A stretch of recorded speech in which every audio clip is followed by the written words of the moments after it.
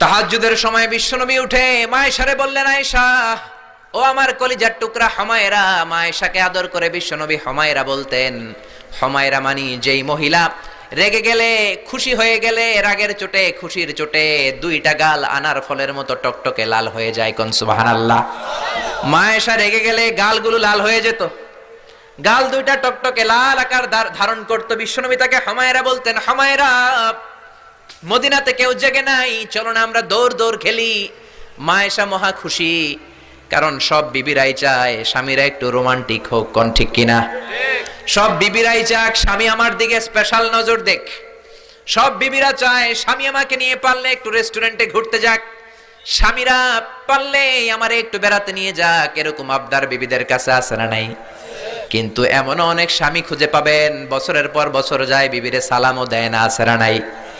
খিটখিটে মেজাজ, মেজাজ দেখায়, ধমক দেয়, আবার যৌতুকের জন্য পিটায়। আছে না নাই? জোরে বলেন, আছে না নাই? শয়তান দিল যৌতুক, কোরআন দিয়েছে মোহর। আমরা এখন মোহর ছেড়ে দিয়ে যৌতুকের পেছনে হাঁটি। জোরে বলেন ঠিক কিনা? যৌতুকের চেয়ে জঘন্য অপরাধ সমাজে নাই। কুকুরের গোশত খাওয়া যত গুনাহ, যৌতুক তার চেয়েও বেশি গুনাহ। ঠিক কিনা? কুকুরের গোশত খেলে একটা গুনাহ হয়, হারাম খাওয়ার গুনাহ হয়, কিন্তু যৌতুক খেলে দুইটা গুনাহ হয়। এক হলো হারাম খাওয়ার গুনাহ, দুই হচ্ছে শ্বশুর বাড়ির উপরে জুলুম করার গুনাহ। জোরে বলেন ঠিক কিনা? মায়েশা বললেন, ইয়া রাসূলুল্লাহ আমি দৌড়াদৌড়িতে রাজি। বিশ্বনবী বললেন, লেটস স্টার্ট দ্য কম্পিটিশন, চলো কম্পিটিশন শুরু করি। ওই যে মদিনার মসজিদের পাশে বড় একটা পিলার দেখা যায়, ওই পিলারের মধ্যে কে যে আগে ধরতে পারে রে আয়েশা, চলো আমরা দৌড় দেই। বিশ্বনবী বললেন, ওয়াহিদ ইসনাইনি তালাতা, 1 2 3 লেটস গো, চলো দেই দৌড়। বিশ্বনবী অপেক্ষাকৃত মোটা ছিলেন, মায়েশা চিকন ছিলেন। মায়েশা দৌড় দিলেন, বিশ্বনবীকে পেছনে ফেলে ওই পিলার ধরে মায়েশা ফার্স্ট হয়ে গেলেন। কোন সুবহানাল্লাহ। মায়েশা মহা খুশি, খিলখিলিয়ে হাসছেন। বিশ্বনবী মুচকি হাসতেন। আমার নবী কখনো খিলখিলিয়ে হাসেন নাই।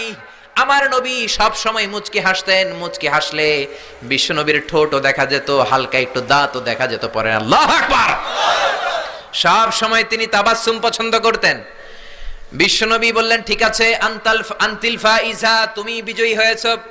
তার ঠিক 6 বছরের পরের ঘটনা। এই 6 বছরের ব্যবধানে মায়েশার আগের মতো চিকন নাই, মায়েশারে মোটা বানিয়ে দিয়েছে কে? আবার 6 বছরের পরে বিশ্বনবী তাহাজ্জুদের সময় উঠলেন, মায়েশারে ডেকে বললেন, আয়েশা মদিনার কোন লোক জেগে নাই, সবাই ঘুমিয়ে আছে, চলো আজকে রাতেও দৌড় দৌড় খেলি। মায়েশা বললেন, আমি রাজি, চলেন শুরু করে দেই। বিশ্বনবী আবার ওই জায়গায় যেয়ে দাঁড়ালেন, বললেন, ওই যে মসজিদে নববীর পিলার দেখা যায়, কে কার আগে পিলার ধরতে পারে? রেডি, আমরা শুরু করে দেই। 1 2 3 স্টার্ট, গো। বিশ্বনবীও দৌড়, মায়েশাও দৌড়, জনমের দৌড়, আইজও দৌড়, কাইলও দৌড়। কে কারে হারাতে পারে? বিশ্বনবী আগের মতোই আছেন, কিন্তু মায়েশারে মোটা বানিয়ে দিয়েছে কে? এবার আর বিশ্বনবী চান্স দেন নাই মায়েশারে। বিশ্বনবী ওই দিন আসলে ইচ্ছা করে হারেন নাই, মায়েশারে জিতানোর জন্য দেরিতে গিয়েছেন। কোন ঠিক কিনা?